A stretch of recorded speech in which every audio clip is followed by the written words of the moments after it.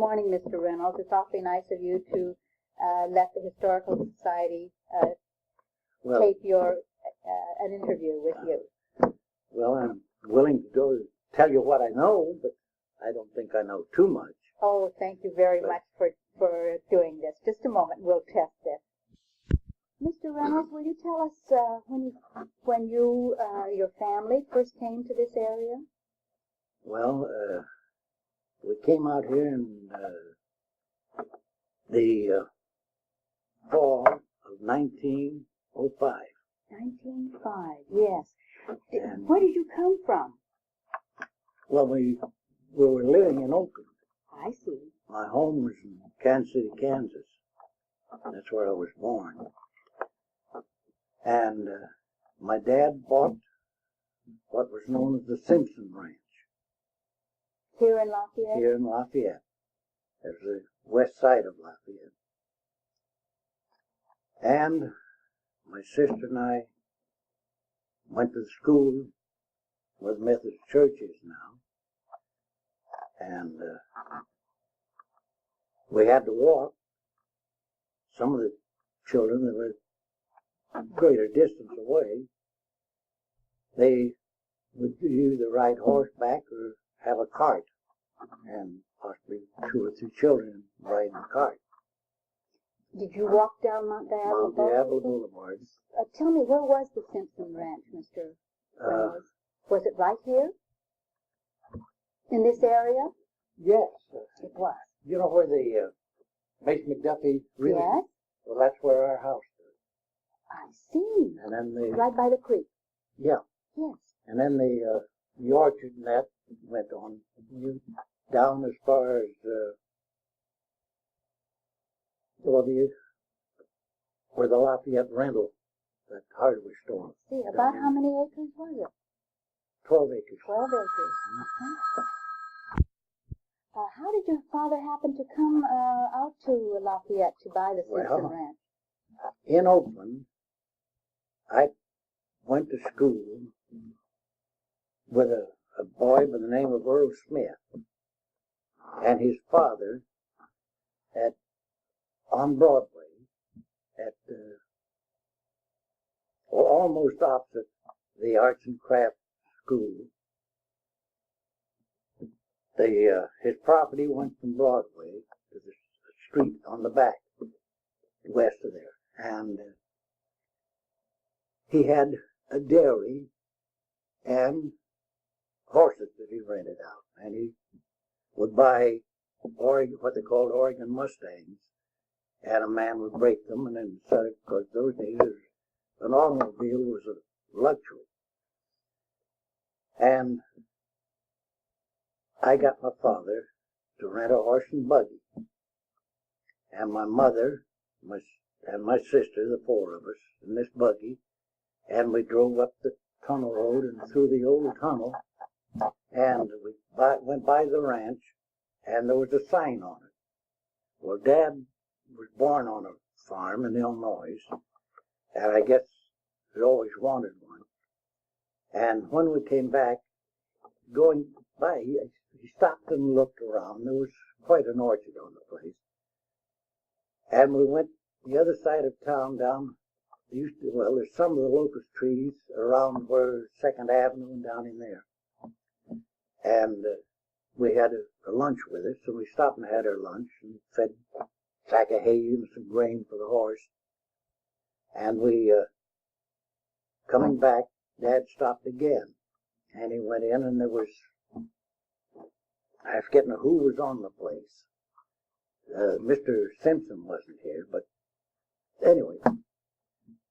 And he found out what they wanted for it, and we went on in. About within the month, he bought the place, and we moved out here. And Dad worked in Oakland, so we'd drive up on his day off. We'd drive down to the Claremont Hotel.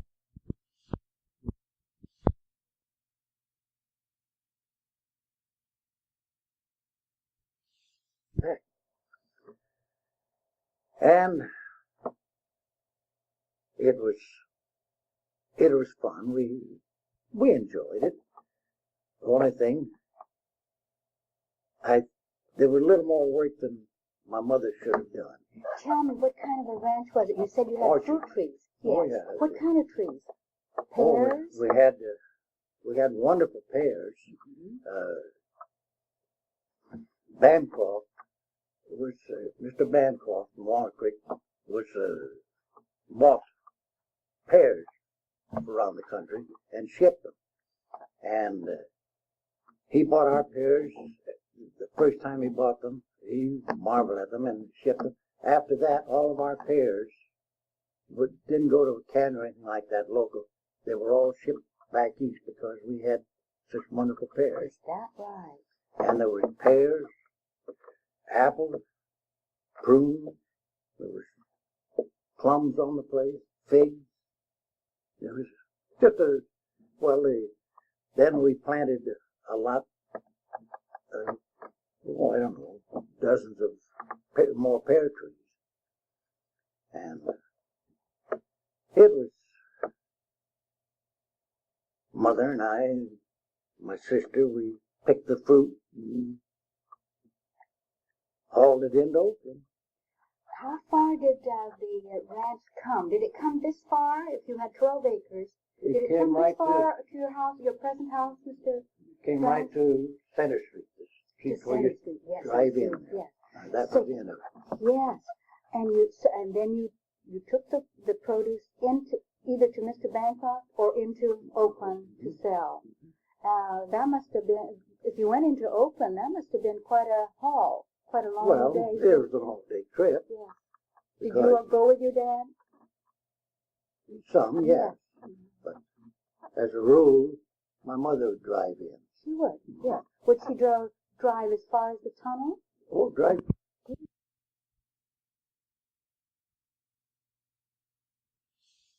It produced, some of it went to the produce market, and some of it that the local stores around there, and some went to just the people that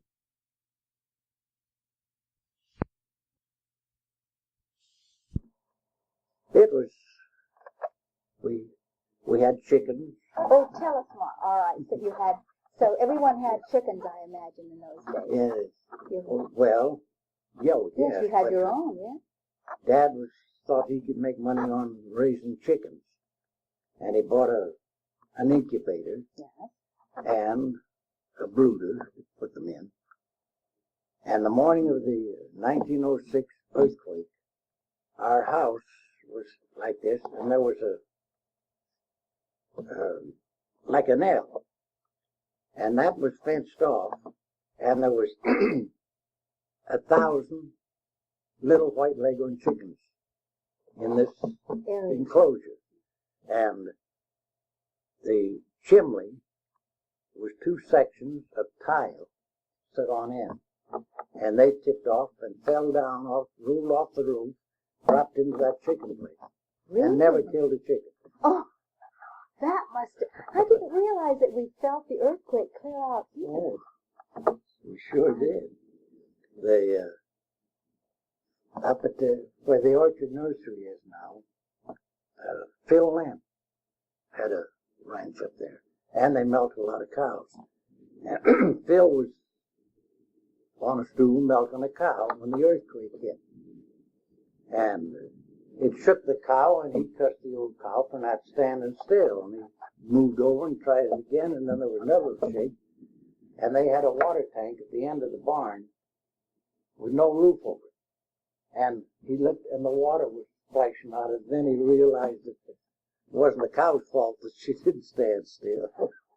Say, that was quite a shake then, if it moved the water in the water tank that way. We had what they called a pantry off of the kitchen, and Mother, there was one shelf with milk pans on it, that they put the milk in this pan and let the cream come to the top and skim it off. Well, after the earthquake, we tried to open the door, and we had a heck of a time. We had to just force the door open, and here was all of her fruit and the milk and everything out on the floor. Oh, it was a mess. what a mess is right. So you had a cow also for Oh, your yeah. own use? Yeah. More than one cow?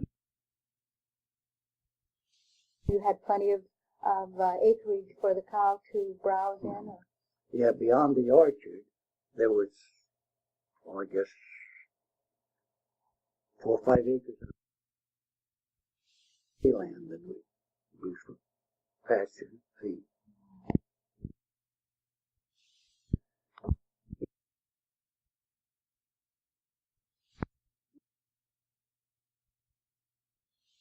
There was no Lafayette Reservoir at that time. Oh, no. Tell us what it was like when you, as a little boy, and perhaps with your friends, would walk.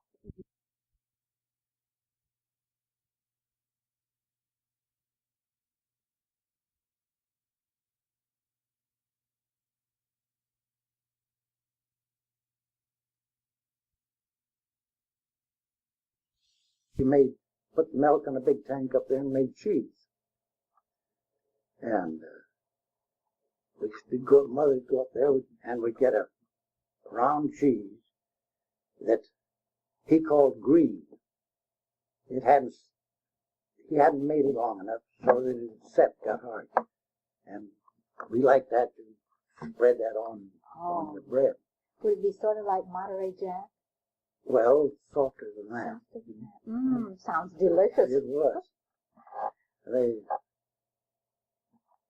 They had a grandson we called him Red Brick. He was red-headed. Yeah. Would he be about your age at that time? Yeah.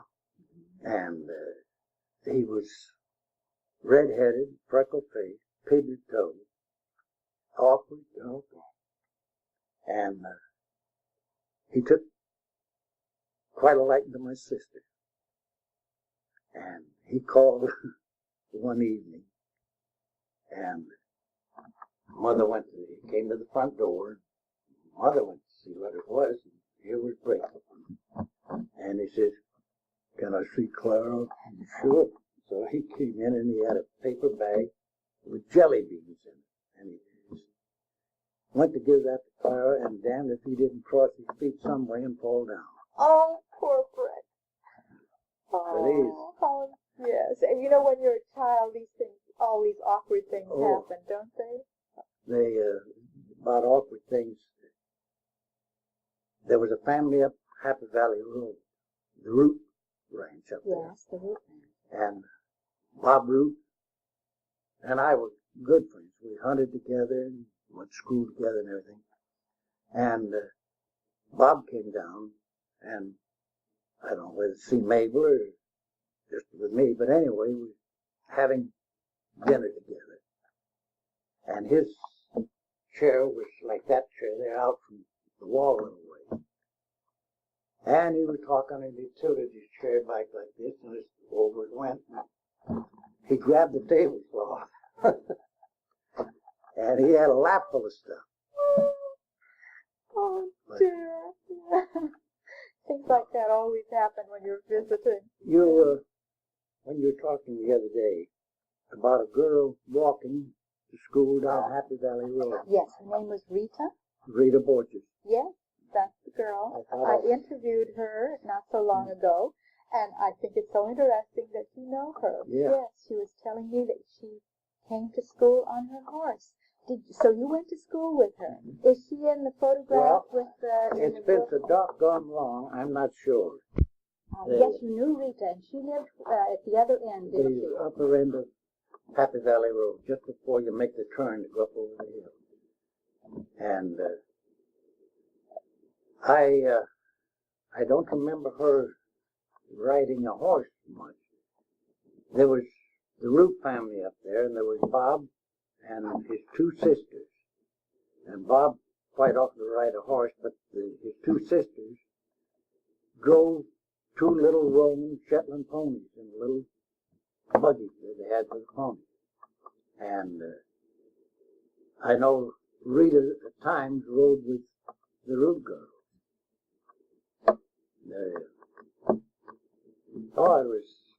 Who were some of the other children that you went to school with, Mr. Reynolds? Well, there was Sybil Brown, and Who's still living here in Yes. Lafayette. and Persis Bunker, and there was right down the street here. There's a house. You passed it with a lot of oak trees on that side.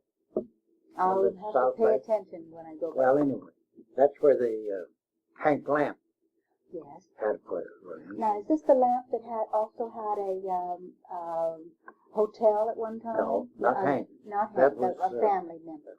That was his pictures right here. You were talking about was it his brother? There was Sharkey and Raymond, and then up by the Orchard Nursery was where Phil Lamp had his ranch, and he had the only name I can remember was Lee. He was one of the older boys, and then there was two younger boys, and there was two girls. That were Lee? His name was also Yeah, Lee? yeah, that's from the from that. Lamp family. Yeah. And one of the Lamp girls married Ida, married a Flood boy. Floods were on the upper Happy Valley Road, just north of what's now Diablo Boulevard. Yeah. Tell us about some of your experiences at school, Mr. Reynolds. Who is the buddy you were telling me about that had the experience in the belfry in the Lafayette school? That was Harry Boyer. Boyer? Yeah. He lived in the Bakerstaff. Mr. and Mrs. Bakerstaff were his aunt and uncle. And Aunt Jenny was his cousin. But Harry, we could get into more trouble.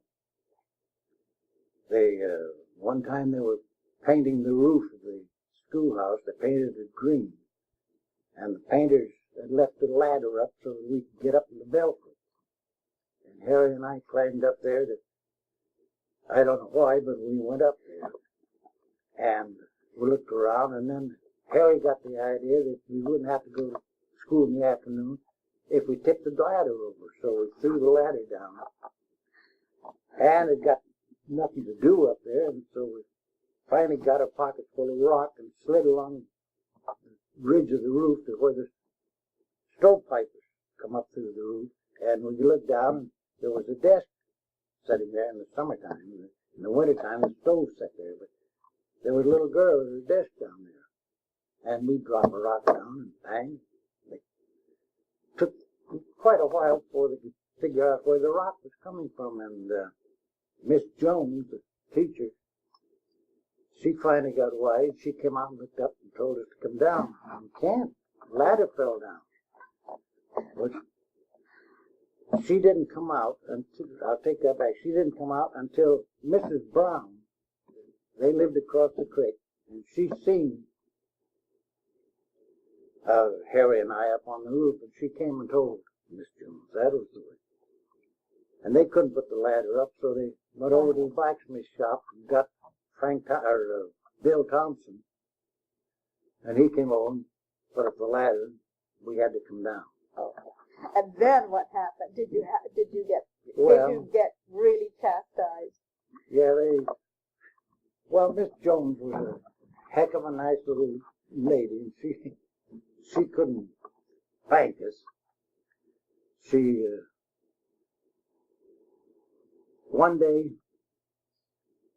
I had gone up to her desk for something, and coming back, I passed one of the desks where the small children were, and this little girl had a little rag doll there on the desk, and I went on down with it. Well, the farther you went to the front of the building, the older the kids were.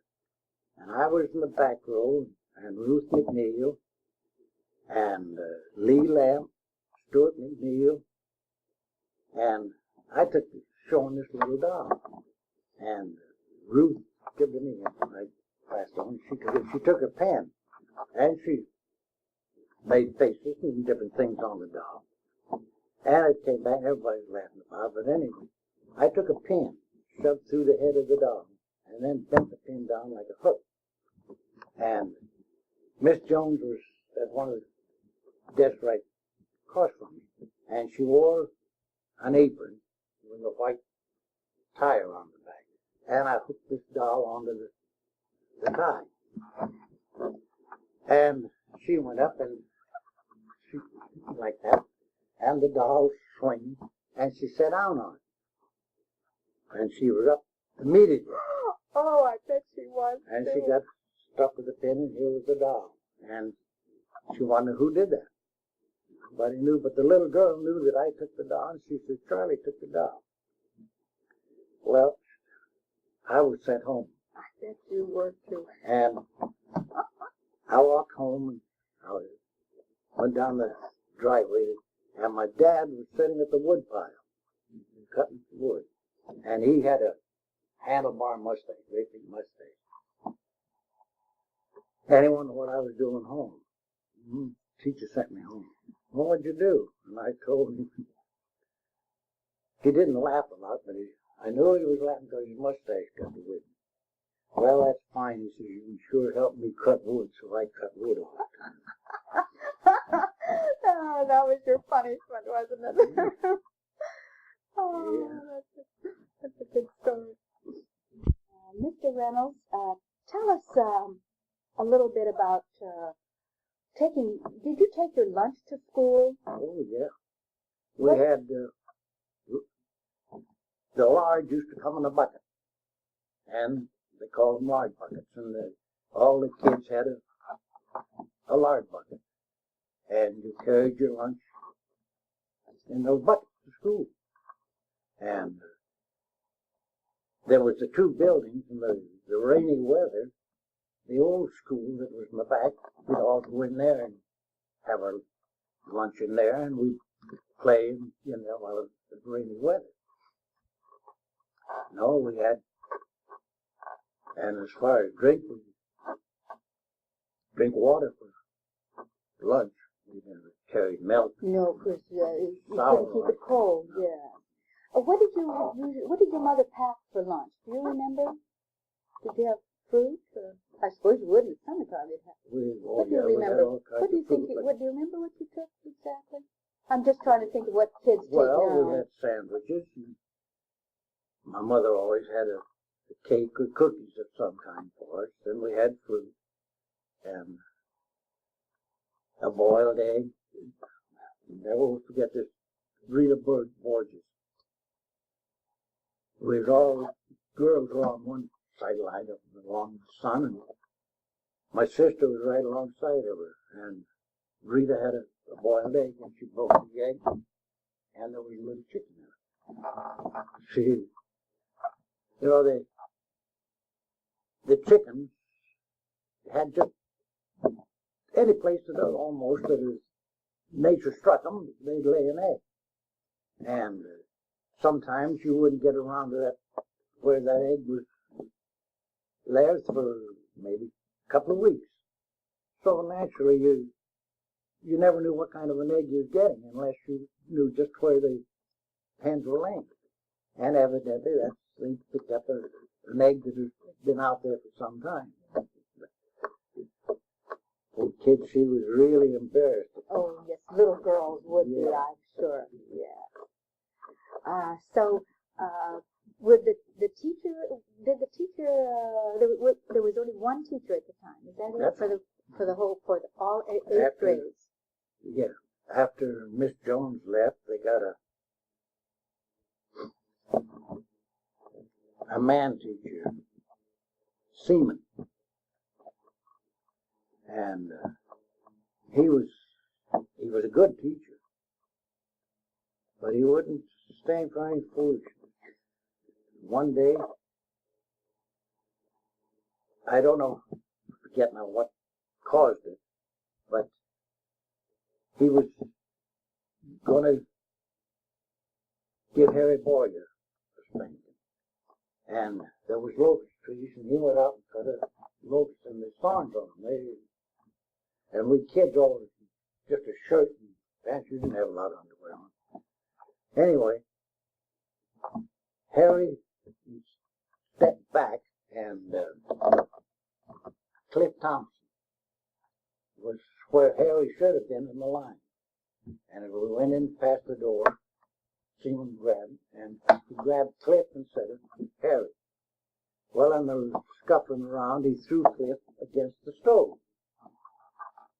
And Cliff howled like he was killed. Well, he wasn't hurt, just scared the heck out of him. Anyway, after the school let out, the teacher went over to the blacksmith shop to square things with Bill Thompson, Cliff's father. Well, before they got through with it, the school teacher come back to school the next day with his teeth out, with eyes black. Bill and he had quite an argument. Well, I suppose if there was some kind of an altercation like that today, there'd probably be a lawsuit. Oh, sure. But the two men just had it out, and that was probably the end of it. Oh, yeah. You know, I'd never heard of, I've heard of all the lady teachers, but I'd never heard of Mr. Seaman. Can you tell us a little bit more about what year was this? 1910, 11? It was around all from 8, about 8, 10, 1908, 1910, someplace along in there. Yeah, I think, I'm not positive, didn't we leave the red in 1911? So this, I think we're almost at the end of the this side, so I'm going to turn it over. Okay. A little bit more about your teacher, Mr. Seaman. Well, he tried awfully hard to make we kids. Was he an older man? He was a man, I should judge about 40, 45. A mature man. And he tried to impress on the boys especially the necessity of a good education. And he liked astronomy. And Harry and I found that out. And if we could get him to start talking about astronomy, he'd forget about giving us heck or something, or giving us extra studies. But I don't know. Well, I got out of school, finished the 8th grade. About when? About 1911 when you were out of the 8th grade? It was 1910, I guess, because we didn't leave right away. When you say you didn't leave, you meant you went back to Oakland to live? Yeah. We sold the ranch then.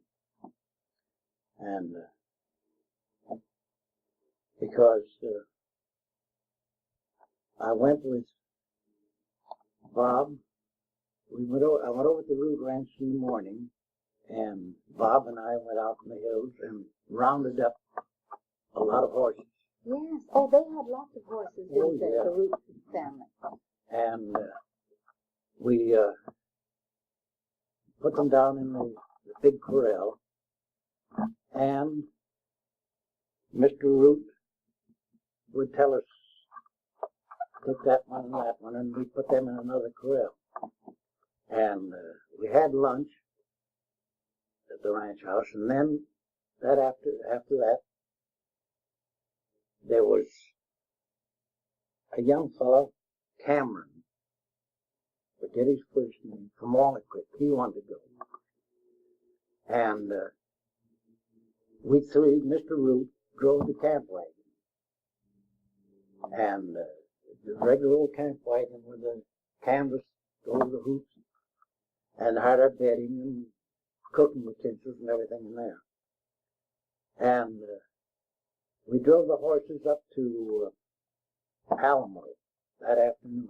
Oh, you were going in the direction of Alamo. Oh, I was thinking you might go in the direction of... No. Oh, tell me, why would you be going in that direction? Well, Mr. Root was a great horse trader. And... Trainer? Trader. Trader, yes. Trade, you know. Yes. Horse for... Anyway. And we stopped there that night. And we put the horses in the corral up there, and he bought hay from this farmer. And the next morning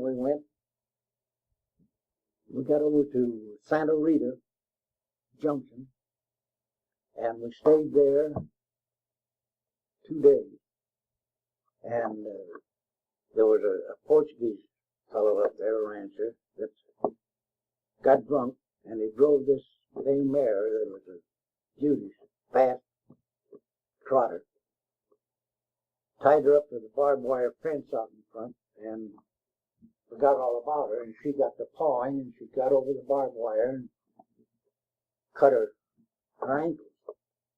And he wouldn't have much luck curing her. And Mr. Root wound up with this mare. And we took her along with us. I don't know how he got it, but anyway, we had the mare. And from there we went to Tracy.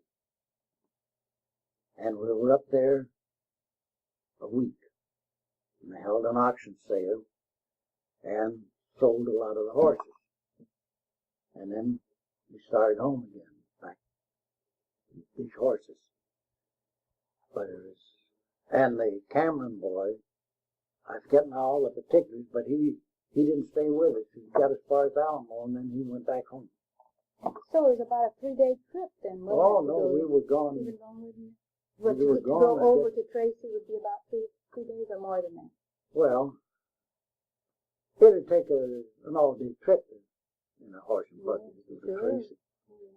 But we were gone about 2 weeks. Mm-hmm. Mr. Root was injured when a horse fell on him, and the horn of the saddle struck his stomach, so that it broke the intestine from the stomach to the rectum, and he had to use a stomach pump to clear himself out. And I was over there, and we had lunch, and he said, "Come on, Charlie." He said, "Help me, I got to pump my stomach out." And I'd never seen it done. And so he had a granite pitcher with warm water, a little baking soda in it. And we went out and there was a porch. And he got on his knees down on the side and took this stomach pump and he run it through his mouth and then gagged and shoved that down into his stomach.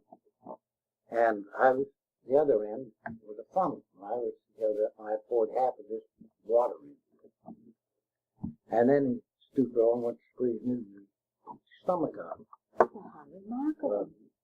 About the second time he squeezed that thing, I was down alongside of him. I showed him how to get your stomach emptied out. I couldn't keep my cookies down watching that. I can imagine it would be, especially to a young person, it would be really quite an experience. Well, was he a medical doctor, this Mr. Root? Or was he wasn't a doctor? He just knew how he had learned how to do this. Well, how to pump his stomach out. Yeah.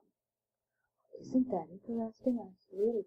Do you know that I interviewed his daughter, Effie Root? Where is it?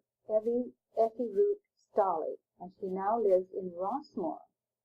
And she told me that she lived on the ranch in Happy Valley as a young lady, but she remembers more about living in Berkeley than living out in the ranch. But we had a very nice talk, and she talked about her sister and also about her brother, Bob. Yeah. Who later became a veterinarian, didn't he? Yeah. So he's the young man you're talking about. Yeah. Yeah, Bob was a nice fella. I went over to Concord one day. They had a rodeo over there, and I hadn't seen Bob for several years. And he was just the same bow-legged guy. I don't know if he still lives in this area or not. No. Well, he was over in the Tasahara. No, wait a minute.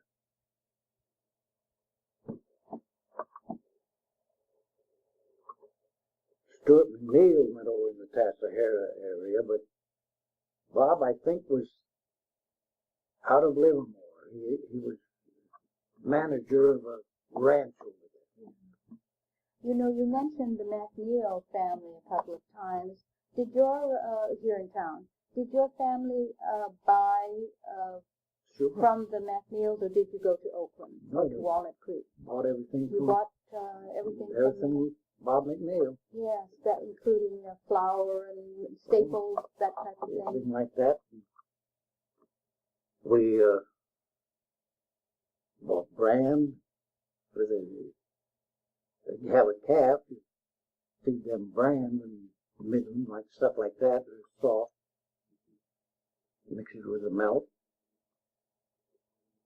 Get a calf, take it away from its mother, and you take a bucket of milk and take 2 fingers and stick it in the calf's mouth, pull its head down, and then it starts sucking on your fingers, then suck the milk out. And the first thing you know, you just stick their head down and they suck without your fingers. That's how you taught them. I see. Tell us what you remember of downtown Lafayette. In other words, down there by the Plaza Park. There would have been the store, the Pioneer store. And the hotel on the corner. And right across the plaza, there was Thompson's blacksmith shop. And then there was east, there was a hill out of there, and Methodist church up on that. And there was a lane that went up on the east side of the blacksmith shop. And the Thompson's house was up there, and the Swedish fellow, they had a lot of chickens back in there. Just a blind road as far as I know. But it was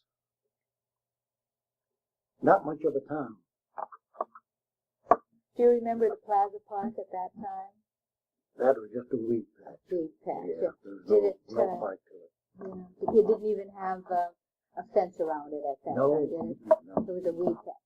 You just drive across there. One Halloween, talking about that Plaza, Thompson, the blacksmith shop, got a couple of new wagons, spring wagons, light, they were not for heavy hauling. And they were in a crate in back of the blacksmith shop. And he had a grandson, Lex Thompson, a little hunchback fellow. He was older than the rest of us, but there was Stuart McNeil and a couple of us, I forget now all the kids, but anyway, we kids, Lex got the idea that we'd take one of these wagons out of the crate and put it on top of the blacksmith shop. So we got it up there, and we got the wheels and everything sitting right in front of the hot blacksmith shop. On the roof? On the roof. And Mr. Dale, old man Thompson, came down, opened the blacksmith shop up. Bob and Neil opened the grocery store, and he looked up there and see this wagon sitting on the roof. And Mr. Thompson was very religious. He was great in the church. But Bob called him and he said, what you got the wagon up on the roof for? And the old man walked out there and said, and he had a habit. And he shit. Back his ears. Well, it created, but anyway, it took he and Bill, his son, took them all day to get that darn thing down, and we kids got it up there in about an hour. Oh, did they have to dismantle it to get it sure, down? get it, take all the pieces. Oh, of course, nobody told who'd done it. No. They had an idea. Yeah, I was going to say, what was the hotel like at that time? Now, if I were coming from Oakland and wanted to stay in the hotel, what kind of a hotel would it be? Well, to be honest with you, I was never in there till I moved away from here and came back. And they had the rooms upstairs, and they had a dining room and a bar. Mm-hmm. And I went in there with two other fellows that came out here to a dance in the town hall one night. So it was after 1914, oh, yeah, because town hall was built then. Mm-hmm. Well, tell us about going to dances at town hall. Was this the opening night, or sometime later? Because I know that dances were for a long time. I don't think it was when it opened, but there was two other fellows and myself. Just all of a sudden, just decided, and we took the Oakland Antioch and rode out to Lafayette late in the afternoon, and we went over to the hotel and had a drink and talking about the dance, so we stayed for the dance. Mm-hmm. And there was a misunderstanding up there, and Frank Thompson, he was as big as a horse, great big guy. And he was kind of I guess maybe the marshal, I don't know, but he come over and told us we better leave. So we left, and we went down, and the cars were all parked across the street. And we seen a man and a lady go over there, and they pulled a bottle out and had a drink. Well, one of these fellows with me, he says, if they can drink that, I'm going to drink some of it too. So we made the cars and got all the drinking we wanted. And then we caught an Antioch train and left.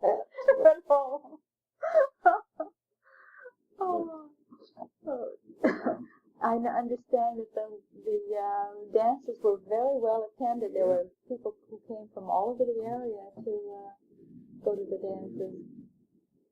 Yeah, it shows in this book people driving cattle down the road into town. Do you remember that? Yes.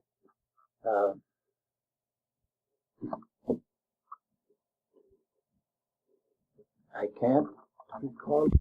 Mr. Reynolds, tell us a little bit about moving cattle down Mount Diablo Boulevard. I remember seeing photographs of that event. You just drive it down the county road. But when they wanted to take cattle into Butchertown. What is Butchertown? That was down in Emeryville. And some, I guess, went down the old tunnel road. But I went with Bob Root, and we went over to this, I can't recall his name, and he must have had 75, 80 head of cattle. And we rounded them up that afternoon and slept in the barn that night, and the next morning we started out, and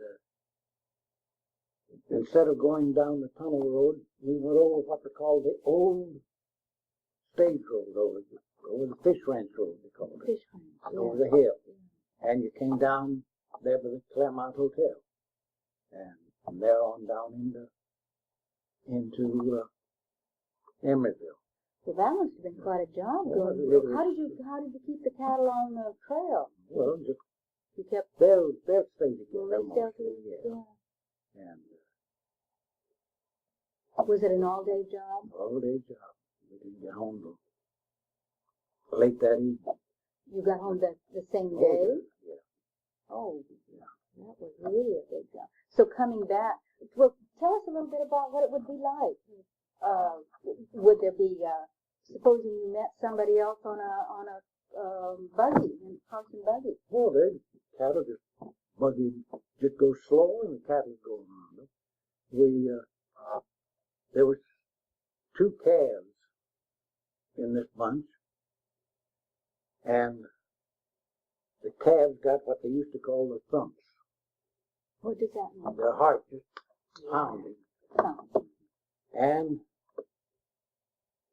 Bob and I were the youngest, and they took the calves and they laid them across our lap. And we started up going over the old Fish Ranch Road. It used to be a stage road. And we just started up there and they put a calf on my lap, and just a little way further they put one in Bob's lap. And we carried those calves from there down to Butchertown that way. It was just too much effort for Yeah, the they little couldn't, calf. too young to. So you saved them. It was in the summertime. Hot. It would be hot, yeah. Was there any water along the way? Was there any little creek where you could drink water? Would you see other wild animals? I'm just thinking of, no, you wouldn't in the daytime, I don't suppose.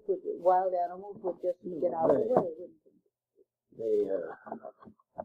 No, we didn't. I sat with Al Reynolds. There were 3 families of Reynolds. Here in Lafayette? Yeah, we had the one here with my dad, our Reynolds. And then just up the road here a ways, well, almost south of the Orchard Nursery, there was Al Reynolds. Were they related to you? No. No. And up at the crossroads, Dorinda Crossroads, there was a Charlie Reynolds up there. No relation. And Al Reynolds, I met him, and the creek that goes down through the end of there, the salmon used to come up in there. There used to be good swell trout fishing along that road up there. And Al, you sit down and watch, and the fish would come up through the river where it was shallow. And with a 30-30 rifle, and you shoot under them, and the shot would knock them out. It wouldn't kill them, but then you could walk and pick them up. And we sat there for a while, and finally his one come up, and he shot. And then he raised up to see if anybody was around, and here the doggone game warden was down up there. So our fish was belly up going down the creek. Yes, you didn't dare pick it up. Well, Mr. Root, at one time, they had quite a string of cows that they milked. And they had from up on the hill, there was a big spring up there, and they brought that cold water down and over ripples in there and cooled the milk. The milkers would pour the milk in up the top, and they'd come down through that cold water around them, and then into the 5 and 10 gallon milk cans. Well, he had that sold to the Shuey. Shuey family. Oh, yes, the milk family. Yes, milk family. And he didn't have a permit to take the milk into Oakland. So we'd take a team of horses and cans, and we'd haul them up through the tunnel. And Shuey's wagon would be there, and we'd give him the full cans and take the empty cans and back down to the ranch. And Bob carried a shotgun most of the time, and the quail along the road, and we'd get us a mess of quail by the time we got back to the ranch. And then the game warden got onto that, and Bob would put him in a milk can so he couldn't find him. So there was a season for quail. Oh, yeah. Yeah, just like, I suppose there still is a season for quail now, too. One of the Lloyd Brown, he hunted quail for the market. Yeah. He took them over to the Palace Hotel. Good money for them. Well, how could you do that? Would you have a special permit to see? Well, those days there was no limit. Yes, no. Lloyd Brown died as a very young man, didn't he, Lloyd Brown? He was fairly young young, when yeah. he died, yeah. This, what's the name of the Brown that's over here now? Kenneth? Yeah, that was his father. Yeah. Yes. Thank you, Mr. Reynolds, for telling us about Lafayette when it was a small country town. This tape recording was made at the home of Mr. and Mrs. Charles Reynolds on Mosswood Drive in Lafayette on March 20th, 1978.